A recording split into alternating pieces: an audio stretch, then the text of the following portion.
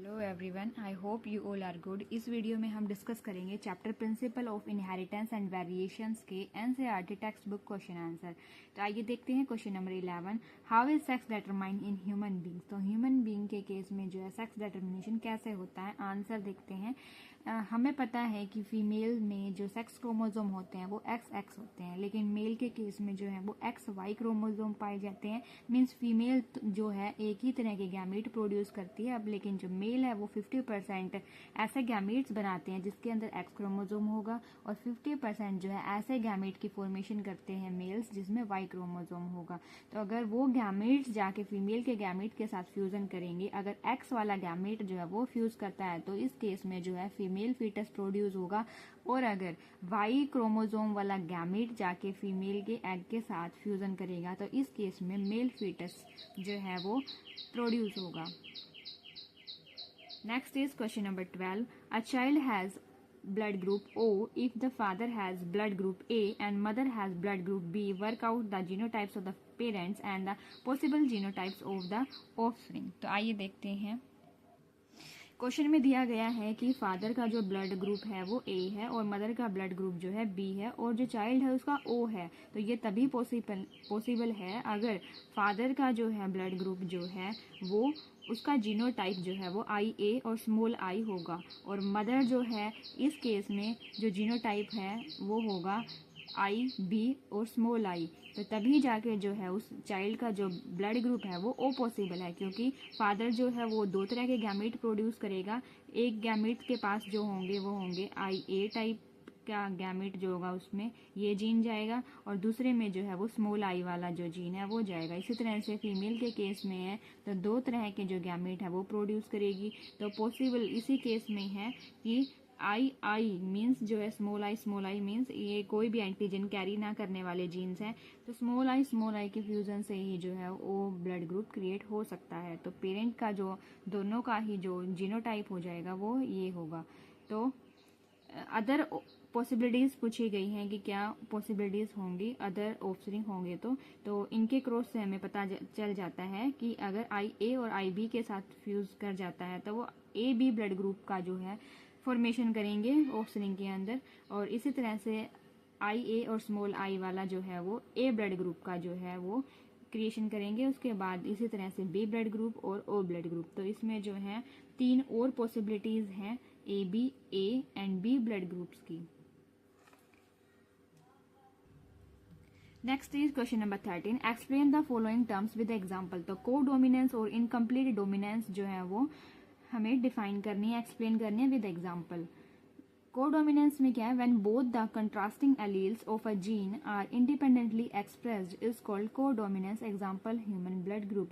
तो कोडोमिनेंस में क्या है कि दोनों ही जो एलील्स है, कंट्रास्टिंग एलील्स हैं, वो एक दूसरे को एक्सप्रेस नहीं करेंगी, दोनों ही जो है वो एक दूसरे अपने अपने जो कैरेक्टरिस्टिक है वो एक्सप्रेस करेंगी। तो ये हो गया कोडोमिनेंस, दोनों जो एलील्स हैं वो अपना इफेक्ट जो है शो करेंगे, जैसे कि human blood group.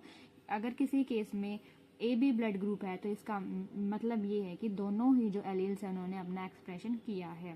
Next term है incomplete dominance. It is a condition when heterozygous produce intermediate phenotype. तो इसमें जो है इंटरमीडिएट फिनोटाइप बनेगा। It happens because of partial expression of one allele by the other. इसमें एक एलील जो है वो पार्शियली जो हल्का फुल्का जो अपना सप्रेशन शो करती है दूसरे एलील के ऊपर। एग्जाम्पल हो जाएगा फ्लावर कलर इन स्नैप ड्रैगन प्लांट। जैसे कि इसमें अगर कैपिटल आर है तो फ्लावर का कलर रेड होगा, अगर कैपिटल R स्मॉल r है तो पिंक कलर होगा, अगर दोनों ही एलील जो है वो स्मॉल है तो वो हो जाएगा व्हाइट कलर। मीन्स जो इसमें इंटरमीडिएट कंडीशन क्रिएट होती है।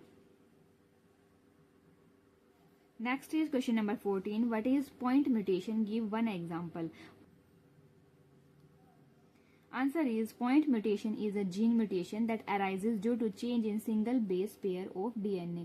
DNA के सिर्फ एक ही बेस पेयर में चेंज आ जाना पॉइंट म्यूटेशन कहलाता है। एग्जाम्पल है सिकल सेल एनीमिया। इसमें जो है GAG जो है ये कोडोन जो है इसमें A के प्लेस पे जो है U आ जाता है। ये ग्लूटामिक एसिड जो GAG जो बनाता है अब वो म्यूटेट होके GUG कोडोन हो जाएगा और अब वो जो है वैलिन जो है वो बनाएगा। तो ये जो है एग्जाम्पल सिकल सेल एनीमिया का, ये है पॉइंट म्यूटेशन का। A change of a single nitrogenous base of 6th position of beta globin chain of haemoglobin. तो हीमोग्लोबिन की जो बीटा ग्लोबिन चेन होती है उसके अंदर 6th पोजीशन पे जो कोडोन जो प्रेजेंट है उसमें जो है एक ही प्लेस पे जो है यू आ जाता है, यूरासिल आ जाता है, जिसकी वजह से जो आरबीसी की नॉर्मल शेप होती है बाई कनकेव डिस्क शेप की वो हो जाती है सिकल शेप की। इसी वजह से जो है इस डिजीज का नाम जो है सिकल सेल एनीमिया है। Next is question number 15. Who had proposed the chromosomal theory of inheritance? Answer is in 1902, Sutton and Boveri proposed the chromosomal theory of inheritance. Next is question number 16. Mention any 2 autosomal genetic disorders with their symptoms. तो autosomal genetic disorders के जो हैं 2 नाम mention करने हैं और साथ ही साथ उनके सिम्टम्स। मीन्स जो ऑटोजोम्स जो होते हैं यानी सेक्स क्रोमोजोम को छोड़ के बाकी जितने क्रोमोजोम्स हैं उनमें कोई अगर डिसऑर्डर आ जाता है, उनमें कोई अबनॉर्मलिटीज आ जाती है और उसकी वजह से कोई डिसऑर्डर हो जाता है तो उनके एग्जाम्पल देने हैं।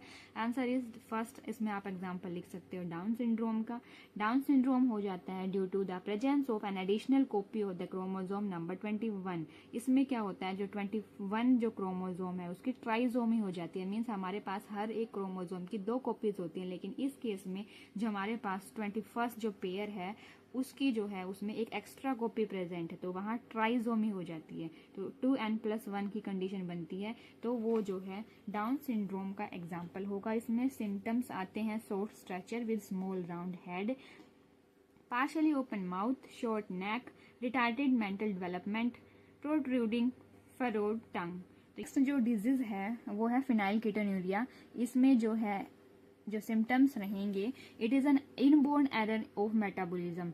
ये जो है एक इनबोर्न मीन्स बाय बर्थ पाई जाने वाला एक मेटाबॉलिज्म डिसऑर्डर है। Affected individual lack an enzyme called phenylalanine hydroxylase that converts the phenylalanine into tyrosine।